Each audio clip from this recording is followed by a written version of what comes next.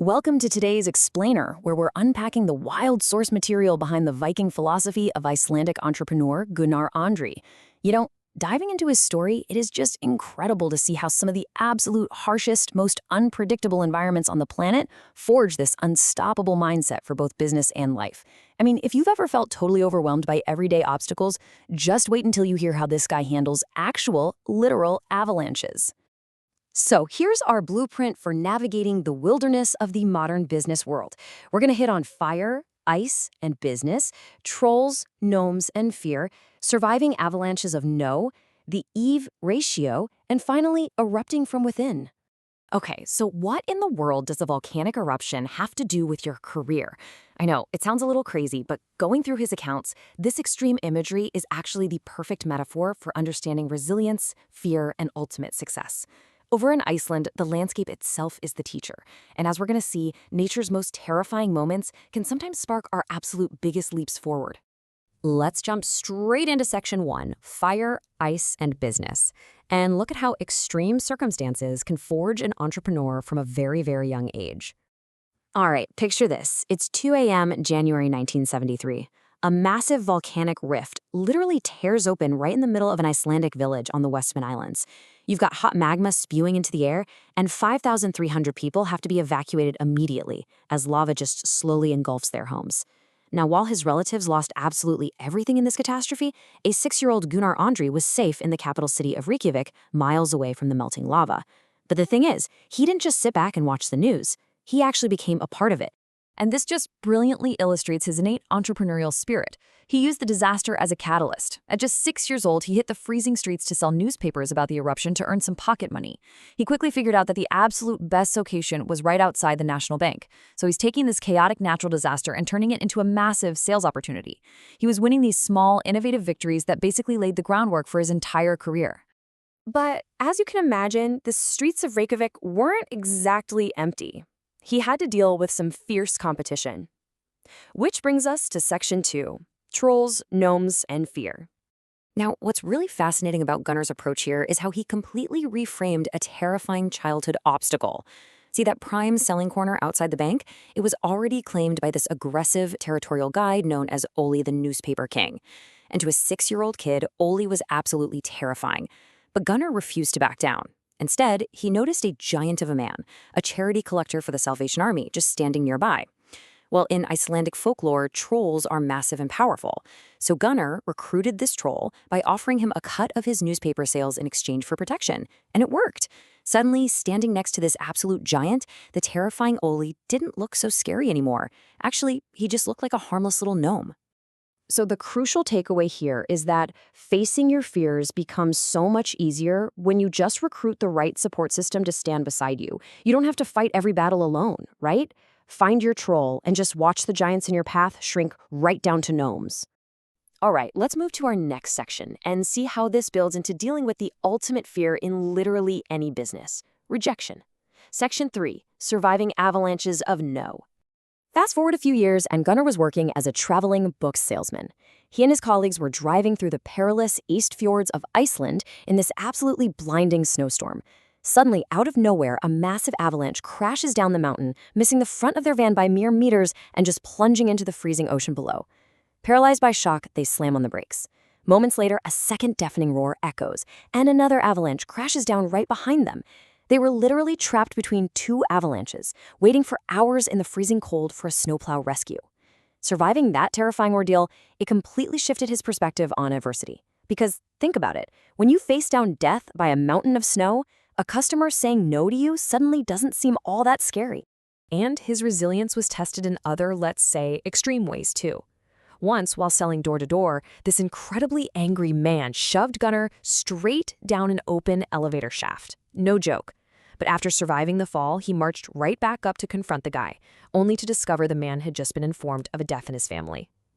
Gunnar's rage instantly evaporated into empathy.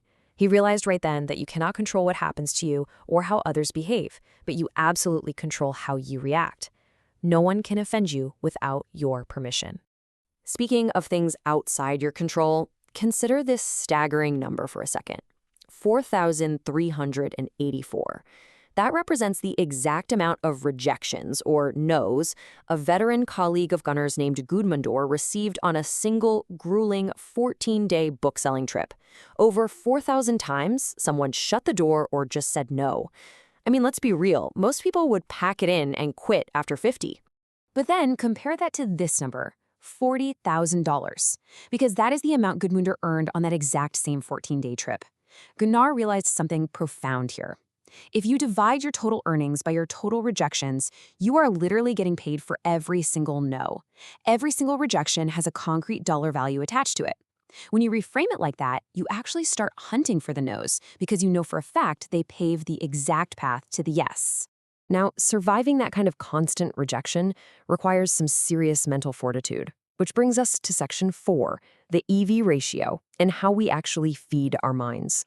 The EVE ratio is a huge wake-up call. It stands for education versus entertainment, and it shows that your average person spends 100 times more time and money on entertainment, scrolling social media, binge-watching TV, going to the movies, than they do on self-education and personal development. 100 to 1. If you want to stand out, if you want to be truly unstoppable, you simply cannot live your life by this ratio. To break out of that mediocrity, Gunnar drastically flipped his own EV ratio. He literally turned his car into a traveling university. Instead of just blasting music on the radio, he listened to 18 straight hours of Brian Tracy cassettes while driving from town to town. He was constantly upgrading his mind, soaking up new sales techniques and human psychology. Why? Well, because as his Icelandic grandmother taught him, knowledge is the one asset that can never, ever be taken away from you. Okay, let's move into our final section and see how we can ignite all this knowledge into some explosive action. Section 5, erupting from within.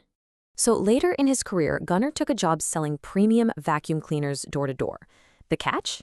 The Icelandic market was incredibly saturated. His veteran colleagues were quitting left and right, calling the market completely dead. But Gunnar had this incredibly powerful personal why. He wanted to move to the Mediterranean with his pregnant girlfriend and live completely carefree for 3 whole months. To pull that off, he calculated he needed to sell exactly 52 units. So he set a massive, highly specific goal and completely ignored all the cynics around him. He pulled this off through 3 exact steps to erupting from within. First, you've got to generate a volcanic, burning passion. Think of Mount Hekla, just ready to blow. Second, you have to win the internal battle of fire versus ice. Your burning belief has to completely melt away your icy, freezing self-doubt. And third, you must relentlessly write down your goals. Gunnar created a literal deck of 52 cards, and for every single sale, he wrote the customer's name on a card and pulled it from the deck. He was chanting and visualizing his success every single day. And he approached this with a fierce personal philosophy. Trying is lying. You cannot just try to hit your goals. You have to go absolutely all in. When his car broke down in the middle of nowhere during this massive sales sprint, he didn't use it as an excuse to quit. Nope, he stood on the side of the freezing road and hitchhiked with his giant boxes of vacuum cleaners. Talk about completely eliminating excuses. And you know what? Ultimately, he didn't just hit his 52 sales in record time.